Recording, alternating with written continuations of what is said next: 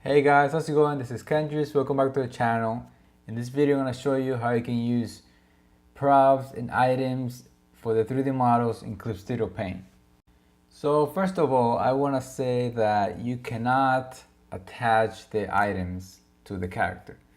So let's say if I move the character around, or the sword, the other one doesn't, it doesn't move with it.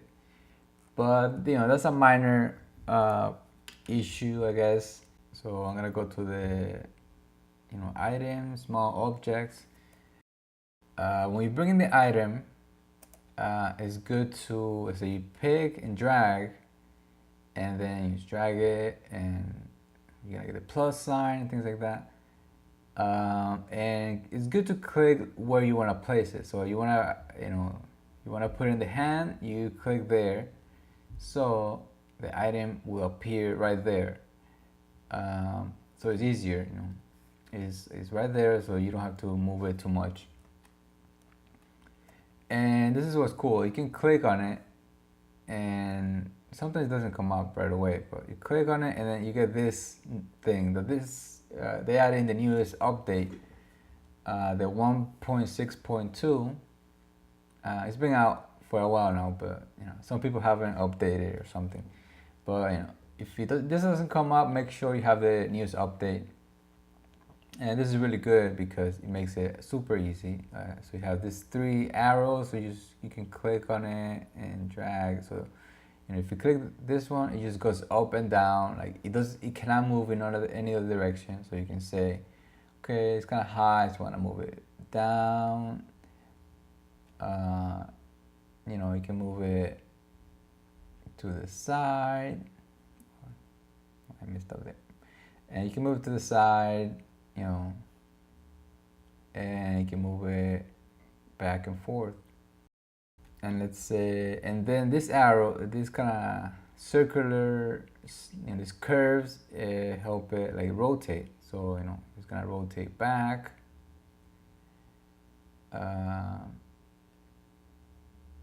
Pretty simple. I guess you can bring this higher. So really quickly, you can just place the items like that. Let's say you want a character with a sword, and you can change the angle. Like, okay, I want it to be more down. And if you have seen the other video about posting the hands, there's like a lot of different hands. So, if you're grabbing a sword or something like that, or holding umbrella, things like that. There's different ones, so you don't have to worry about posting the hands too much. So you can just pick one of these, and I think it should be fine. So I'm gonna show you this other example, so you get an idea how quickly you can do it. This is this guy shooting kind of thing. So I'm gonna pick the gun. So I place it where I want it to be, so the hand, so it appears like next to it. And pretty simple. Now you click on it, and sometimes it takes a little bit, like there, but should be fine. You move it. Okay, see, so it's too high. Maybe you just bring it down, and you can bring it back somewhere right there. You can rotate it up and down a little bit. Fix it. You see it. If you see from the front, it's it's not properly, like it's shooting to the side. So you want to use the rotate. Put it so he's shooting straight. If you're using like that, like a gun or anything like that, I would recommend like looking from behind, so kind of like the point of view of the character. You can see how it looks from behind, where he's shooting. So you see there, it's not really correct still, so you can turn it a little bit more, and then fix it. This needs to be more to the side, something like that. you know, so I think it's not a big problem that you can't move it at the same time. Like if you need a shot of somebody shooting, this is gonna be, you know, you can use this for like so many. It could be like, he could be like here, he could be like standing, just showing like the top of the body. But you know, it depends what you need. And if you want to have a more extreme perspective, you come here, you change it. If you want to save this whole thing, like the pose and the weapon, you have to come here to edit, register material, image, just click that. Make sure you're in the layer that you want to save, like, you know, where the character is. And you get this thing, you know, even shows you the icon, which is pretty cool. So you can say gun, pose, something like that. And then you save it where you want to save it. Maybe I'm gonna put it here. So I can go to image where I saved it. So I can just bring it up and drag it into the paper.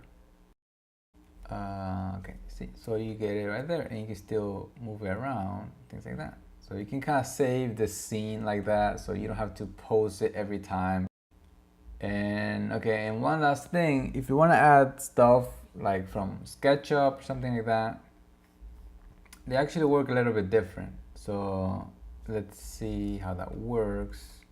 So this is SketchUp, and here you can, let's say if you go to export like 3D model, right? Normally it doesn't have you know, the files that supported by Clip Studio Paint. So, and I think you have to pay normally or something like that, but you can get this cool extension. It's called Faster Obj Exporter. I go to here, Sketch Education. I'm not gonna explain too much because I don't remember exactly how to do it, but I'm gonna link a video where I found how you can do it. So you pretty much install this Faster Obj Exporter, and then what you do is you click here, and you see you can import whatever object you have here as OBJ files, and it will work in Clip Studio Paint. So, you know, so I have done a couple of things, and say you can go here to import. You can just drag it into the, you know, the page, but you can go here, import 3D data or something like that. And you know, this is where I save a couple of the models. So let's say I have gun, it's kind of a rifle, but I just put gun, and this is what will happen at first if you import it to like a model. Like it doesn't appear because the way it works is in Clip Studio Paint, somehow the size is like weird. Like you look at it, it becomes so huge that the 3D model doesn't, that the other model doesn't even show because it's so small. So you know, this is like super small and the gun is huge. So you gotta go to, you know, object scale, and it make the gun smaller. So you see it back there now, it's kind of showing, but it's normally like huge. So you know, you just put it to 0.1, and that brings it like to the normal Clip Studio size. So you know, that's the thing about it. If you want to work together with the Clip Studio stuff, you gotta bring it super small, and you know, things like that. So now it's there. You can use this thing to kind of move it into position. And yeah, and this is gonna be the tricky part a little bit, that it doesn't completely work the same. So let's say if you wanna like this rotate, it doesn't really rotate. It kind of goes around. It moves around it moves around differently. So pretty much you don't want to use this stuff. The one that works the best is this one. So you can kind of bring it up and down, and it works like backwards. Like if you go up, the object goes down. So yeah, it's kind of weird to use, but you know, say you have it there. The best way I found to use it, this kind of models, is using this. Here you have the coordinates or something like that, you know, X, Y, Z, and so you bring it. It's good to bring it like near the character, and then use this to place it better, to control it better. So you know, X, it will move it like to the side, you know, kind of left, right, and the Y will bring it up or down. Or you can just input, you know, you can just put a number, so say like 80, something like that, and then you move it to the side. So yeah, I would say that's the best way to control this, is using this coordinates kind of thing. The only problem I see with this is that it cannot rotate it. So you see how the gun is kind of weird. I want it to be like pointing this way, and you can't really do that. It's really complicated. So I guess the workaround, since you cannot move the weapon, you can move the character. So you can click the character. Sometimes this doesn't appear.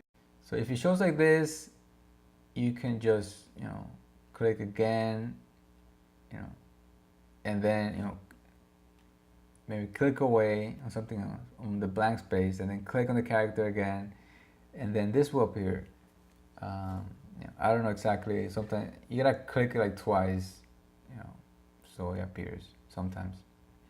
So you have this, and what you can do is rotate the character instead. So F1 the character to match up, and then, you know, just kind of the same as you move the little objects, you know, just move the whole character. You want to keep the character grounded, so I guess you wouldn't want to move it up. But yeah, things like that. That will be the workaround around it. So that's pretty much it. Those are my tips for using the props and items for 3D models in Clip Studio Paint. If you guys have any questions or suggestions, just leave them in the comments. And make sure to subscribe, because there's gonna be a lot more updates and things like that, new tips and tricks. So, you know, if you haven't subscribed already, make sure to subscribe. And so that's gonna be it. Thanks for watching, guys. See you next time. Bye.